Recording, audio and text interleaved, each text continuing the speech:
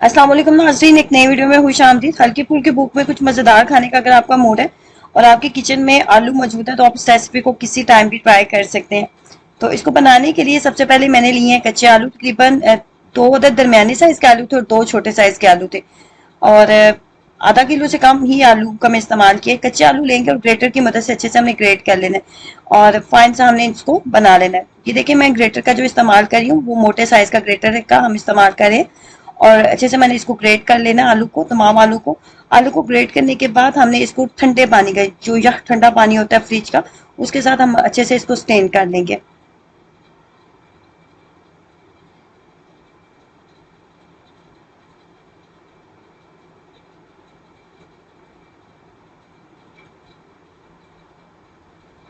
Fridge का ठंडा बर्फ वाला पानी का इस्तेमाल कर रही हूँ यहाँ पे, और इसको अच्छे से हम स्टेन कर लेंगे।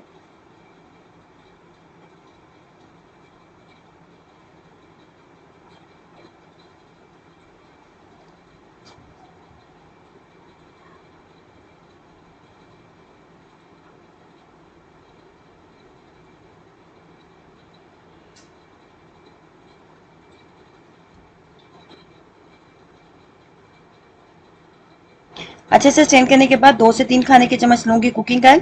2 से 3 खाने के चम्मच कुकिंग ऑयल लेने के बाद इसमें डालेंगे नमक। नमक तकरीबन आधा चाय का चम्मच मैंने इसके अंदर नमक डाला है। नमक ऐड करने के बाद तमाम मिक्सचर को करेंगे अच्छे से मिक्सअप करने के बाद अब यहाँ पे हमने इसको इतनी देर तक कुक करना है कि आलू के अंदर कच्चापन बिल्कुल भी नहीं रहना चाहिए।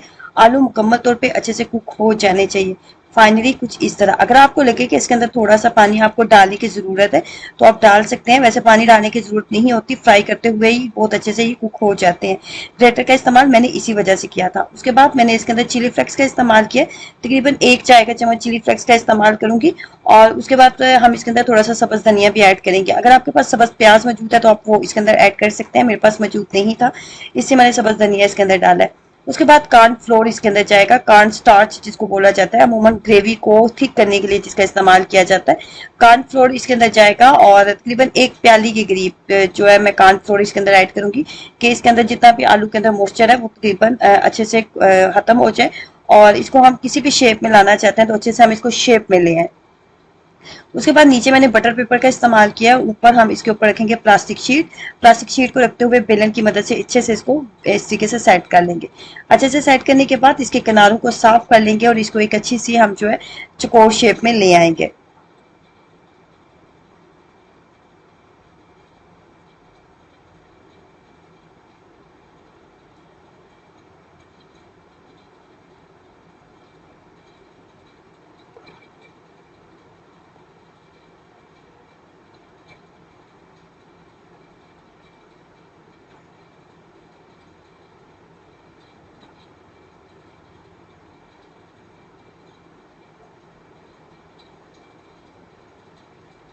उसके बाद मोज़रेला चीज या चेडर चीज कोई भी आपके पास मौजूद है उसको आप इस्तेमाल कर सकते हैं। उसके साथ उसके अंदर इसके साथ हम इसके अंदर फिलिंग करेंगे और इसको अच्छे से हम इस तरीके से इसकी साइड्स को बंद कर लेंगे।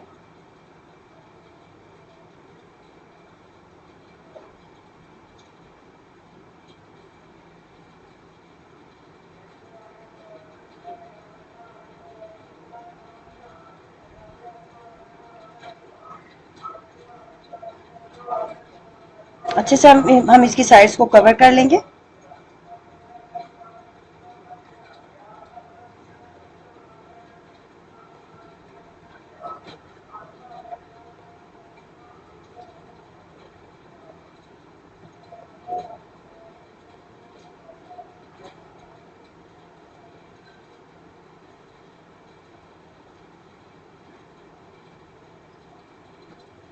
बहुत ज़्यादा कुकिंग ऑयल के अंदर इसको फ्राई ना कीजिएगा। 3 से 4 या 5 खाने के चम्मच कुकिंग ऑयल जो है वो काफ़ी होगा। 1/4 कप के करीब कुकिंग ऑयल का मैंने यहाँ पे इस्तेमाल किया।